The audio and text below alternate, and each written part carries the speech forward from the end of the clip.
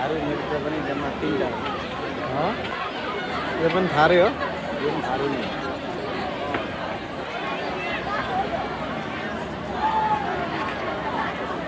केटाहरू त थोरै नै छ कि क्या दुईटा नादन होइन लाग्छ प्रायः सबै त्यस्तै हुन्छ केटा र केटी बराबरी हुँदैन केटा अलिक डिसिप्लिन हुँदैन नि त त्यही भएर आउँछ अघि त्यो दुईजना बसेर हेर्ने ताली पनि 4जना थियो केटी धेरै यिनीहरू पनि 2जना योभन्दा अगाडि 2जना प्रायः सबै 2जना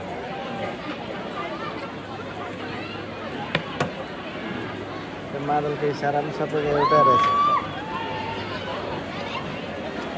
एउटैले 3-4 डान्स सिकाएर हुन्छ कि